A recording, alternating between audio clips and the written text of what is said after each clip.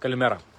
Geros dienos linkėjimai iš Kretos, iš labai saulėtos Kretos ir tokios dienos, kad visi traukia prie vandens sakydami tą patį, ką sako jau visą savaitę, Chroniopolia, ilgiausių metų. Vis dar švenčiami naujieji metai ir jie bus švenčiami dar iki rydienos, rytoj nedarbo diena ir prie vandens, kaip yra šiandien prie vandens, tikrai bus dar daugiau žmonių. Nes rytoj nedarbo diena visoje Graikijoje, ne tik Kretoje, bet ir Graikijoje ir žmonės švęs Kristaus Krikšto šventę. Ir tai yra ta šventė, kur yra svarbesnė netgi už Kalėdas. Aš apie ją esu nekartą minėjęs, sakiau, kad Epifanija, Fota arba Feofanija yra kur kas svarbesnė už Kalėdas šventę ir žmonės susirenka prie vandenų. Sakoma, kad tuo metu vandenys yra šventi, būtent sausio 6-ąją, vandenys yra šventi ir reikia juos pasinerti, išsimaudyti. Netgi yra tokia tradicija, kad į vandenį metamas kryžius ir žmonės bėga jo gaudyti. Beje, rytoj bus nuostabus oras šitai šventei ir jeigu norite prisijungti arba tiesiog išsimaudyti jūroje, būdami Kretoje, tą tikrai galėsite padaryti, nes matote ir šiandien šviečia saulė, puikiausias oras, nors visiškai neseniai lijo. Dar šlapias grindinys čia prie uosto, kurio esu, nesakysiu, koks tai yra uostas, bet nebejoju, kad vienas žmogus, kuris seka mano transliacijas iš karto, pasakys, prie kokio uosto esu ir kurioje vietoje, bet tikrai nulyja, o kalnai pasipuošia baltų sniegu. Štai, tenai tolumo yra pabalę nuo sniego kalnai. Šiandien ryt manau, kad ten bus pilna žmonių, dėl to planuoju, kad pakilsiu iki sniego gal kurią kitą dieną, kai nebus tos nedarbo dienos, nes, kaip ir sakiau, graikai vis dar švenčia. Vis dar švenčia ir iš tikrųjų tas labai juntama, netgi praėjusią savaitę buvo taip, kad išeini į gatves miestuose ir tu matai, kad žmonių nėra. Žmonių nėra, nes jie tiesiog vis dar kažkur tai išvažiavę, kažką tai veikia, tai visa tai tęsiasi iki sausio 6 ir netgi tie, kas susisiekė su manimi dėl savo atostogų Kretoje, turbūt pastebėt, kad neskubu atsakinėti. Mes dar gyvenam tokiu labai atostoginiu ritmu, prisitaikydami prie kretiečių, prisitaikydami prie graikų, kad iki sausio 6 yra šventės ir vis dar Chroniopolia. Tai kad Chroniopolia ta ir tęsiasi. Grįžtant prie Epifanijos pačios šventės, apie kurią pradėjau pasakoti, prie sausio 6-osios, tai sausio 6 kažkada dar krikščionybės pradžioje buvo sutapatinta tiek su Kristaus gimimu, tiek su viešpats apsireiškimu, tiek apreiškimu, tiek su Kristaus krikštu. Būtent su ta diena, kai Kristus buvo pakrikštytas Jordano upėje ir tą padarė Jonas Krikštytojas. Tai vėliau tos šventės gerokai išskaidytos ir Lietuvoje, pavyzdžiui, Kristaus krikštas apskritai nėra toksai svarbus ir švenčiamas, bet kadangi galbūt šita šventė ateina labai išgiliai graikams, netgi iš antikos laikų, nes antikos graikai būtent Saturnalijų pabaigoje, nes šiuo metu buvo švenčiamos Kronalijos, Saturnalijos, paskui romėnų, o graikų švenčios Kronalijos. Būtent Kronalijų pabaigoje plaudavo savo statulas, šventųjų statulas, būtent dievybių statulas. Ir ta tradicija turbūt tiek išlikusi, kad paskui perėjo į Epifaniją ir šita šventė labai jiems svarbi. Tai visą tekstą apie Epifaniją būtinai pateiksiu po šituo video. Esu parašęs ne vieną beje tekstą ir paskui sudėjęs į vieną, tai kad galėsite daugiau paskaityti, ką reiškia šita šventė patiems graikams. Bet sakau, jeigu esate Kretoje, rytoj būtinai ateikite į uostus, ateikite į paplūdimius, patys galbūt išsimaudysite. Jūroje vanduo, esu išbandęs, žiemą mes maudomės, jūroje vanduo dabar nėra labai šaltas, vis dar net šalės iki savo +15, yra vietų, kur galima surasti, kad vanduo +16, +17 ir tas oras, koks yra dabar, žadamas praktiškai visą savaitę. Kreta patenka į tokią zoną, kur sukinėsis vėjai ir tas vėjas bus kiekvieną sykį labai toks permainingas, tuo pačiu nuraminantis visą orą. Tai bus vėjo ir iš vakarų, bus ir iš rytų, bus ir iš šiaurės, ir iš pietų, bet kadangi nebus jisai stiprus, tai žadama, kad nors pastarosios naktis bus ir pakankamai šaltos, temperatūra kris iki +6 vietomis, čia šneku kas prie jūros, nešneku apie tai, kas tenai, aukštai kalnuose, nes aukštai kalnuose ten yra minusas, dėl to ten sniegas laikosi, patikėkit. Nėra šiaip taip paprasta, kad ten sniegas laikytųsi. Sniegas laikosi dėl to, kad tenai viršui yra minusas, bet šneku apie apačią, apie pajūrį. Tai jeigu naktį kris, kaip ir sakiau, iki +6, tai dieną šils ir gerokai šils. Šiandien žadama +16, jau rytoj +17 ir į savaitės pabaigą netgi žadama +19 laipsnių šilumos. Taigi tikrai tas laikas, kai galbūt kitą savaitę per savo transliaciją pasakysiu, jog prasidėjo ir Alkionės dienos, bet dar kol kas Alkionės dienoms lyg ir ankstoka, lyg ir laiku pagyvensim, pamatysim. Priešais mane Lazareto sala. Žmonės mėgsta iki jos nuplaukti, va čia yra paplūdimys toj salelėje. Pasižiūrėkit, čia yra paplūdimys ir jei kažkada būsite prie šito uosto, vis dar neatskleisiu, koks tai yra uostas, galima čia išsinuomoti kokią kanoją arba motorinę valtį ir nuplaukti iki Lazareto salos, ten įsimaudyti. Lazareto salą turi ir Kretos pakrantė. Galbūt apie ją esate girdėję ir kitur. Tai va. Toks oras Kretos laukia, tai jeigu būsite Kretoje arba nusiteiksite iki jos atvykti, nors dabar atvykti iš Lietuvos tikrai pakankamai sudėtinga, ne tik iš Lietuvos, bet ir iš kitų Europos kraštų sudėtinga iki Kretos atvykti, jūsų laukia tikrai panašus, koks ir šiandien oras, galbūt ne tik tai debesėlių bus mažiau, iš tikrųjų bus giedra ir šilta. Toks oras laukia. Ar laukia kažkokios šventės? Taip, kaip ir sakiau, rytoj yra nedarbo diena dėl Epifanijos, dėl Kristaus Krikšto šventės. Lietuvoje gal mes labiau prisimenam iš rusų tradicijos, tokia yra tradicija, rusiškai vadinasi Kriščienskie marozai, netgi Kriščienėje, tai yra būtent tas Kristaus Krikštas ir sako, kad ateidavo didžiuliai šalčiai. Na, žiūrėsim, ar bus taip ar nebus, ar nebus taip, kad atvirkščiai Lietuvoj staiga iškrenta sniegas ir šalčiai, o čianai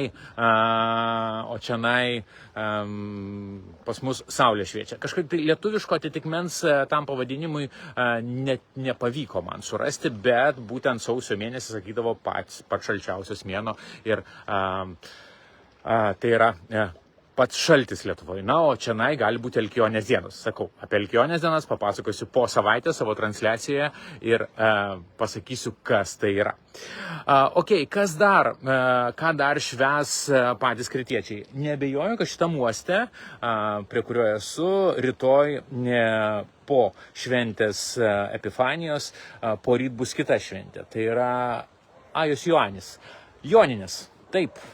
Kretoje, Graikijoje Joninės yra sausio mėnesį. Sausio 7 sveikiname visus Jonus, nes būtent prisimenamas Jonas Krikštytojas. Beje, lietuviškos Joninės irgi susietos su Jonu Krikštytoju, su jo gimtadieniu. Na, o čia aišku susieta su tuo, kad Jonas Krikštytojas pakrikštijo Jėzų. Ir iškart po Epifanijos, po Kristaus Krikštaus šventės būna Joninės.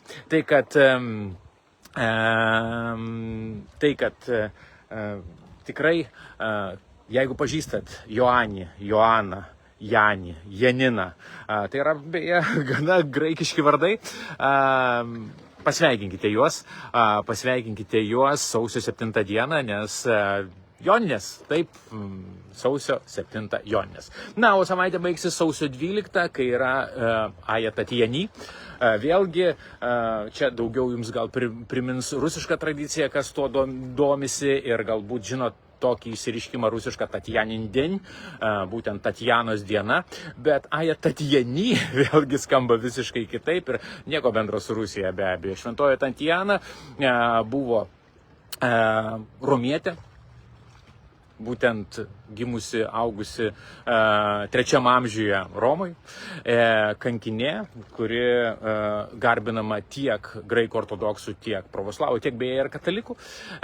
Ir kodėl ją rusai tai pasisavino? Nagi 1755 metų sausio 12 dieną, būtent sausio 12 dieną, kai dar rusai nesilaikė Grigaliaus kalendoriaus, o vis dar laikėsi Julijaus kalendoriaus, buvo atidarytas Maskvos universitetas. Jie atidarė imperatorienę Elizavetą ir būtent nuo to prasidėjo, kad šventoji Tatjana yra studentų globėja visoje Rusijoje. Ir čia atėjo ta tradicija, ji visiškai nesena. Tik tai 18 amžius, kai Graikijai be abejo Aja Tatjani yra garbinama šventoji ir su studentais čia lyg ir nelabai jinai kažką tai turi bendro. Tai čia yra labiau rusiška tradicija. Beje, Tatjanos vardas retas, bet yra ir garsių žmonių čia Graikijoje šituo vardu. Tai kad Tatjani arba Tatjana vardas, kurį švenčia ir graikai, ir tai bus sausio 12, tai jau pačiam savaitės gale, savaitės pabaigoje. Tai 2 vardadieniai, kaip ir nekartą esu minėjęs, dar kartą priminsiu, kad vardadienius graikai švenčia labiau negu gimtadienius. Tai kad Joninės, visus Jonus sveikinam antradienį, sausio 7, o sausio 12 sveikinamės Tatjana. Beje, pats Tatjanos vardas yra kilęs iš lotyniško pavadinimo, visiškai ne rusiško, tai Tatijus. Greičiausiai tai buvo Tatijaus giminės palikuonė. Tai va būtent Tatjana buvo Tatijaus giminės palikuonė. Iš čia kilęs šitas vardas. Tiek informacijos, tikiuosi, ta informacija jums įdomi ir smagi. Matau, kad jau Giedrius atpažino mylimą savo Neachorą, nes aš sakiau, vienas žmogus tikrai pasakys, kokiam uoste esu, ir jisai parašė linkėjimai Neachora. Taip, aš esu Chanijos mieste, tai yra Neachora, Neachoros paplūdimys. Yra žmonių, kurie labai mėgsta šitą paplūdimį, mėgsta šitą uostą, juolab čionai. Jeigu kada būsite Chanijoje, labai rekomenduoju pereiti per visas šitas tavernas. Žinau, kad Giedrius mėgsta Gistrį, jinai štai čia, jau daug ką žinau iš savo keliautojų, iš savo sekėjų, pomėgių, bet ir kitos tavernos yra iš tikrųjų puikios. Dauguma jų šiuo metu yra uždarytos. Jos veikia tik tai vasarą. Realiai veikia tik tai 1-2 tavernos šiuo metu žiemą. Tai kad jeigu būsite Chanijoje vasarą, matot, staliukai stovi, šita taverna veikia. Tai greičiausiai čia Manos taverna, nes jinai tokia nenugalima, sakyčiau, jinai nuolat veikia. Tai jeigu būsite kada Neachorai, neužeikite čionai, labai skanus žuvies patiekalai. Kodėl? Ogi todėl, kad štai pasižiūrėkite, čia pat stovi žvejų valtis ir čia yra pagrindinis Chanijos žvejų uostas. Čia tikrai labai skaniai pavalgysite žuvies ir jūros gėrybių. Šviežiau būti negali. Čia labai man juokinga valtis, čia, sakau, žvejų svajonė. Pažiūrėkit ant stogo, 2 manekenės pastatytos ir žvejų undinės, kaip sakant. Jie su tuo irgi gyvena. Tai štai, tiek informacijos šį sekmadienį, kaip ir kiekvieną sekmadienį, tos transliacijos mano bus tiesiogiai iš Kretos, tai sekite ir jau po truputį mes įsivažiuosime į sezoną. Tikiuosi, kad po savaitės pasakysiu, jau pailsėjom, atsigavom ir pradedam judėti į priekį su visais darbais. Ir be abejo paskelbsiu gal kažkokias naujienas, nes netgi ir dabar, kai žmonės manęs paklausia kai kurių klausimų dėl pervežimų, dėl kai kurių ekskursijų, aš nieko negaliu atsakyti. Nes kolegos nedirba, partneriai nedirba, niekas nedirba, iki sausio 6 nukirsta. Visi švenčia. Tai kad dar pakentėti reikėtų savaitėlę, kol visi įsivažiuos, ir tada manau, kad bus naujienų. Juolab, kad ir Lietuvoje žinau, kad prasideda išpardavimai pačių kelionių paketų, tai kad gaudykite pasiūlymus, nes visas sausis būtent skirtas tam. Ir netgi su manim susisiekia žmonės, sako, va, pagavom tikrai labai gerą pasiūlymą, įsigijom viešbutį, įsigijom kelionę, jau žinom, kada atvyksim, jau galime planuotis. Na, aš pasižymiu savo kalendoriją. Beje, jeigu reikia pasitarti dėl kažko, skambinkit, drąsiai.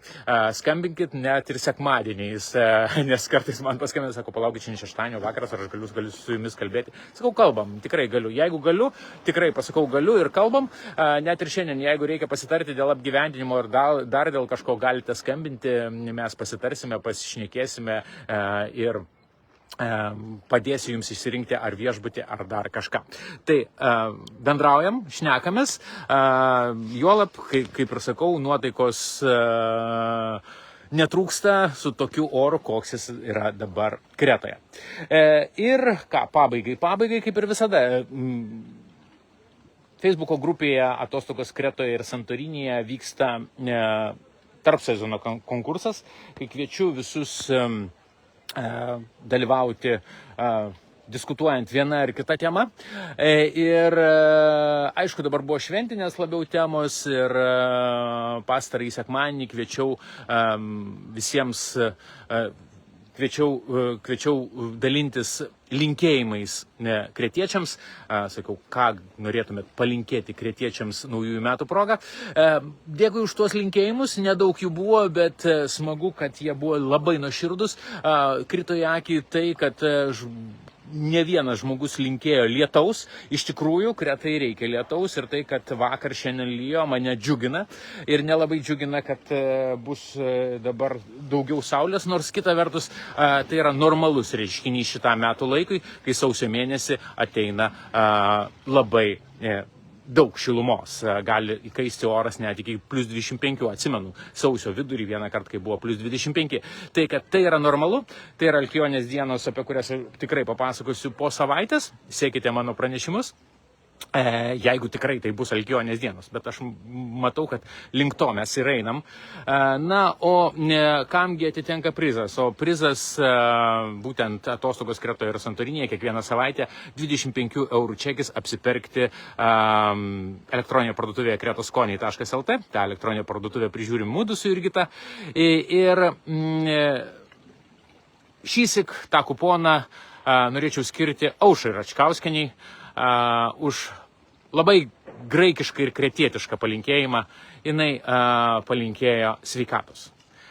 Žinokit, va tas chronija pola, kurį mes kartojame net iki šiandien ir iki rytoj, tai yra ilgiausių metų, baigėsi pasisėdėjimais ir tas chronija pola dažnai būna chronija pola ketuchronų meijyje, išvertus ir kitais metais, būdami sveiki, su sveikata. Jeigu tiesioginis vertimas. Graikams sveikata vienas svarbiausių dalykų ir jie labai dažnai linki vieni kitiems sveikatos. Tai, kad čia šiuo atveju Aušra pataikė į 10 ir ketuchronų meijyje ir kitais metais su sveikata visiems linkiu švęsti naujosius metus, švęsti Epifaniją, kuri yra rytoj, švęsti Jonines, kurios yra poryt, na ir visas kitas graikiškas ir lietuviškas šventes. Tai, kad beje, ta Epifanija nieko bendro su trimis karaliais, bet okei. Apie tai rašau savo tekste, kaip ir sakiau, pasidalinsiu nuorodą į tą tekstą, galėsite pasiskaityti, kaip ten tie 3 karaliai, kaip tai ta Epifanija ir visos kitos religinės šventės. Ok, tiek šiandien, sveikinu Aušrą, su ją susirašysim dėl to prizo atsiėmimo ir ačiū visiems, kad sekat, ačiū, kad domitės, ačiū, kad bendraujat. Kaip ir sakiau, galim bendrauti telefonu, susisiekite, tikrai tai greičiausias būdas pabendrauti apie jūsų artėjančias atostogas Kretoje. Na, į laiškus atsakinėjom, bet kol kas dar tokiu pusiau atostoginiu ritmu. Ta turbūt irgi jaučia tie, su kuriais bendrauju. Daug saulės jums iš Kretos į Lietuvą ar į kitą kraštą, kur tik bebūtumėt. Būkite laimingi ir dar kartelį chronija pola ilgiausių metų. Sėkmės. Iki.